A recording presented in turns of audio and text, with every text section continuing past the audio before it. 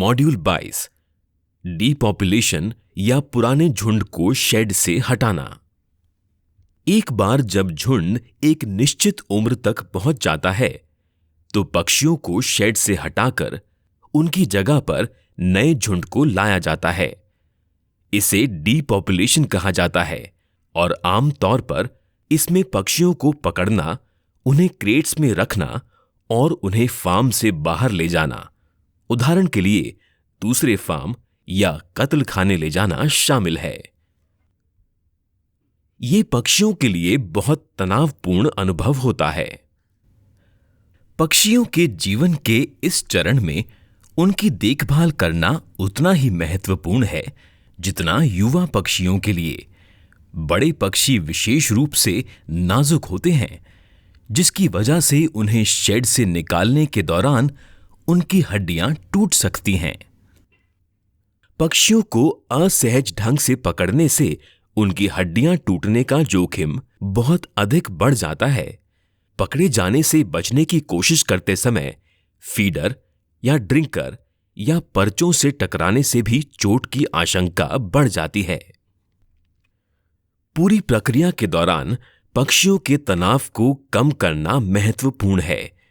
Farm में पक्षियों को हटाने की प्रक्रिया सुनिश्चित होनी चाहिए, जिसमें पक्षियों को पकड़ने और प्रक्रिया की निगरानी करने के लिए पर्याप्त प्रशिक्षित कर्मचारी हों और पक्षियों के परिवहन के लिए उपयुक्त क्रेट और उचित परिवहन भी होने चाहिए। पक्षियों को पकड़ने और संभालने में शामिल सभी लोगों को अच्छी हैंडलिंग विधियों में प्रशिक्षित किया जाना चाहिए। ये पिछले मॉड्यूल में अधिक विस्तार से कवर किया गया है। कोमलतापूर्वक, शांति और धीरे से पक्षियों को पकड़ना और संभालना चाहिए। पकड़ने की गतिविधि को अंधेरे या मंद प्रकाश में किया जाना चाहिए, जो पक्षियों को शांत रखने में मदद करता है और उन्हें संभालना आसान बनाता है। पक्षियों पर नजर रखने की जरूरत होती है ताकि ये सुनिश्चित किया जा सके कि वे कोनों में भीड़ ना करें, जहां वे घायल हो सकते हैं या दम घुटने के कारण मर सकते हैं। इस जोखिम को कम करने के लिए शेड को खंडों में विभाजित करना उपयुक्त होता है। पकड़ने की शुरुआत तक मुर्गियों की पानी तक लगातार पहुंच होनी चाहिए। कम से कम समय तक पक्षियों को पकड़कर रखा जाए, ये सुनिश्चित करने के लिए शेड के अंदर ही उनको क्रेट में रखा जाना चाहिए। फिर क्रेट को ट्रक तक ले जाया जा सकता है। पक्षियों को पकड़ने से पहले फार्म पर परिवहन के लिए गाड़ी उपलब्ध होनी चाहिए, जिससे पक्षियों को क्रेट में इंतजार ना करना पड़े। पक्षियों के लिए परिवहन तनावपूर्ण हो सकता है। वे एक नए और अलग वातावरण में एक छोटी सी जगह में बिना चारा या पानी के सीमित होते हैं। ऐसे में पक्षी शोर भी मचा सकते हैं। परिवहन वाहन और परिवहन क्रेटों में पर्याप्त स्थान प्रदान किया जाना चाहिए, जिससे पक्षियों की भीड़ एकत्रित ना हो और उनके शरीर का कोई अंग क्षतिग्रस्त ना हो या परिवहन क्रेट्स में ना फंस जाए।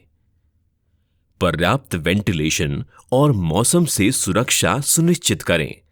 पक्षियों को असुरक्षित मौसम में वाहनों में नहीं छोड़ा जाना चाहिए।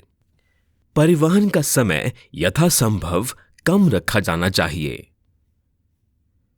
सभी पक्षियों को फार्म से ले जाने के बाद नए झुंड में बीमारी के प्रसार या संदूषण को रोकने के लिए शेड और उपकरणों की अच्छी तरह से सफाई और कीटाणु शोधन किया जाना चाहिए।